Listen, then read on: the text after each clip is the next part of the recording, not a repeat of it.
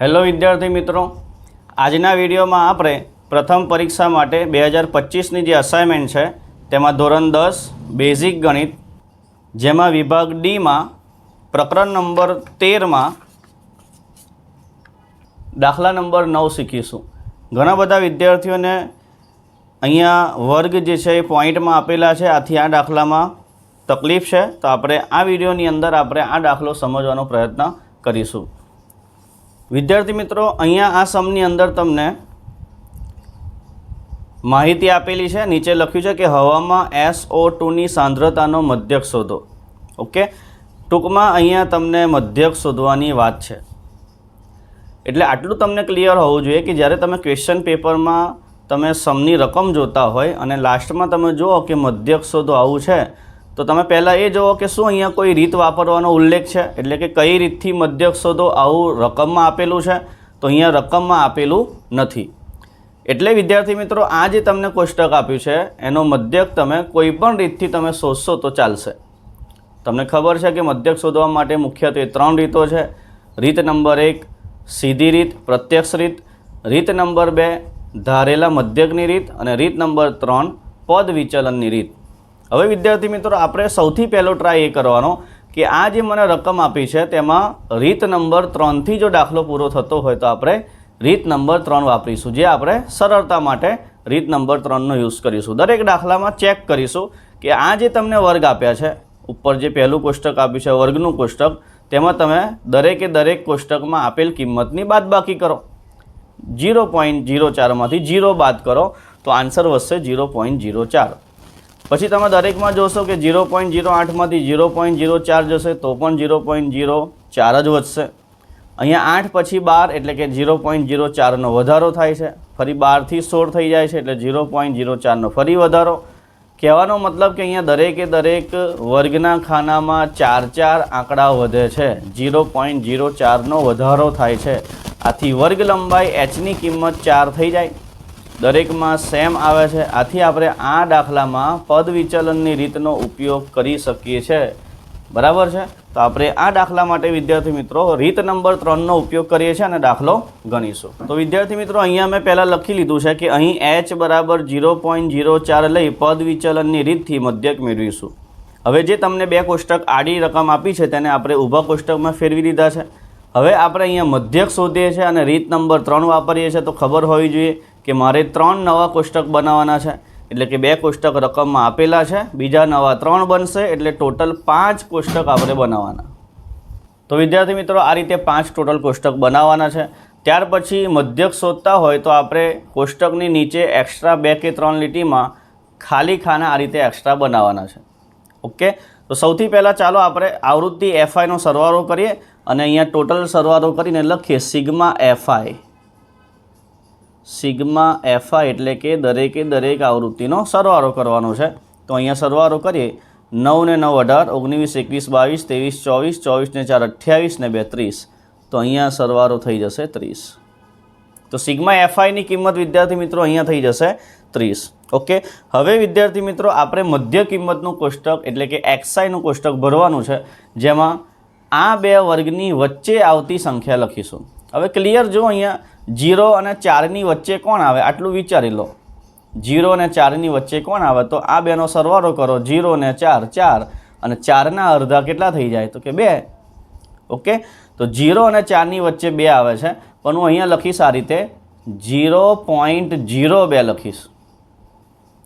Okay, કારણ કે અહીંયા 0.04 છે, એટલા માટે વચ્ચે આવતી સંખ્યા થઈ જશે મધ્ય કિંમત 0.02। બસ હવે આ સંખ્યાની અંદર તમે 0.04 વધતા જાઓ, જે આપણી hની કિંમત છે। ઓકે, તો ચલો 2 પછી 4 ઉમેરો તો 3 4 5 6, તો અહીં થઈ જશે 0.06। ફરી આપણે બીજા 4 ઉમેરો તો 7 8 9 10, તો 10 2 આંકડામાં આવે છે, તો 0.010 નહીં લખવાના, હો, ધ્યાનથી જોજો। 0.010 લખશો ને તો 3 આંકડા થઈ જશે, એટલે અહીં લખીશું 0.10। ઓકે, પોઈન્ટ પછી આપણે 2 જ આંકડા રાખવાના છે, ધ્યાન રાખજો। ચલો 10 પછી 4 ઉમેરો એટલે 0.10 ને 4 14, બીજા 4 ઉમેરો તો 14માં 4 ઉમેરાશે તો 0.18, બીજા 4 ઉમેરશો તો 0.18 પછી 22 થઈ જશે। હવે વિદ્યાર્થી મિત્રો અહીંયા મધ્ય કિંમત xiના કોષ્ટકમાંથી આપણે ધારેલો મધ્યક એટલે કે એની કિંમત આપણે અહીંયા નક્કી કરવાની છે। તો 6 ખાના છે, વચ્ચે આવતી કિંમત 2 છે, 0.10 અને 0.14। તો આપણે ઉપરવાળાને માન આપીશું અને 0.10 એને આપણે એની કિંમત તરીકે લઈશું। ઓકે, એટલે એની કિંમત થઈ જશે 0.10। ત્યાર પછીના કોષ્ટકમાં યુઆઈના કોષ્ટકમાં તમારે બહુ સિમ્પલ છે કે એની સામે લખવાના છે 0, ઉપર લખીશું માઇનસમાં 1, પછી માઇનસમાં 2, નીચે આવશે પ્લસમાં 1, પ્લસમાં 2, હજુ એક ખાનું છે તો પ્લસમાં 3। આ તો આપણે નિયમ પ્રમાણે દરેક દાખલામાં સેમ આવશે। ઓકે, એના સામે 0, ઉપર જ્યાં સુધી હોય ત્યાં સુધી 1, 2, 3 જવાનું, પણ માઇનસમાં કિંમત લેવાની અને નીચેની કિંમત જે છે કેવી રાખીશું, પ્લસમાં 1, 2, 3। ક્લિયર છે? હવે આગળ એફઆઈ યુઆઈનું કોષ્ટક છે, જેમાં એફઆઈ અને યુઆઈનો શું કરીશું, ગુણાકાર કરીશું। 4 અને 2 તો 4 દુ થઈ જશે 8, તો -8 લખીશું। 9 એકા 9, -9 થઈ જશે। 9નો 0 સાથે ગુણાકાર 0 થઈ જશે। 2 એકા 2, 4 દુ 8 અને 3 દુ 6। ઓકે, તો ક્લિયર છે વિદ્યાર્થી મિત્રો? ચલો માઇનસનો માઇનસ સાથે સરવાળો કરો, 8 અને 9 થઈ જશે, માઇનસમાં 17 અને આ 3નો સરવાળો કરશો, 8 ને 6 14 ને 2 16, આ પ્લસમાં આવશે 16। ઓકે, નીચે જે વિદ્યાર્થી મિત્રો આપણે એક્સ્ટ્રા ખાનું બનાવ્યું છે એમાં કિંમત લખીશું સિગ્મા એફઆઈ યુઆઈની કિંમત લખીશું। સિગ્મા એફઆઈ યુઆઈની કિંમત લખીશું। તો સિગ્મા એફઆઈ યુઆઈની કિંમત કેટલી થશે? તો અહીંયા મોટી સંખ્યામાંથી નાની સંખ્યા બાદ કરીશું। 17માંથી 16 બાદ કરો એટલે 1 વધશે। મોટાને માન આપીશું, મોટી સંખ્યા 17 છે, તેની નિશાની માઇનસ છે, તો જવાબ આવશે -1। ઓકે, તો વિદ્યાર્થી મિત્રો આ કોષ્ટકનું કામ પૂરું થઈ ગયું। જો તમે કોષ્ટક વિદ્યાર્થી મિત્રો એકદમ સાચું ભરો છો તો તમને 2 કે 2.5 માર્ક્સ મળી જશે। ઓકે, કોષ્ટકનું કામ પૂરું થાય એટલે મધ્યકના દાખલામાં વિદ્યાર્થી મિત્રો કોઈ જ માહિતી લખવાની આવશે નહીં, ડાયરેક્ટ જ આપણે લખીશું મધ્યકનું સૂત્ર। ચલો, તો મધ્યકનું સૂત્ર લખીએ છે, મધ્યક x બાર બરાબર a પ્લસ કૌંસમાં સિગ્મા એફઆઈ યુઆઈ છેદમાં સિગ્મા એફઆઈ ગુણ્યા h। ઓકે, સૂત્ર કમ્પ્લીટ હોવું જોઈએ મિત્રો, સહેજ પણ ભૂલ સૂત્રમાં નહીં ચાલે। ઓકે, ચલો આ સૂત્રમાં હવે આપણે કિંમત મૂકીએ બરાબર નીચે, બરાબર એની જગ્યાએ મૂકીશું 0.10 પ્લસ એમના એમ સિગ્મા એફઆઈ યુઆઈ તેની જગ્યાએ લખવાના છે -1, છેદમાં આવશે સિગ્મા એફઆઈ એટલે લખીશું 30 અને ગુણ્યા hની કિંમત અહીં વિદ્યાર્થી મિત્રો કેટલી લઈશું, 0.04।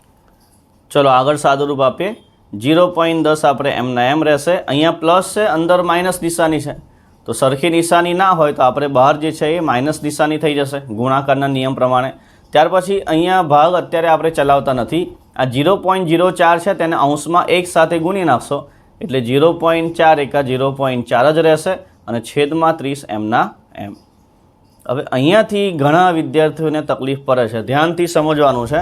હું અહીંયા રફ પેજમાં તમને કરીને બતાવું છું કે 0.04 ભાગ્યા 30 કેવી રીતે કરીશું।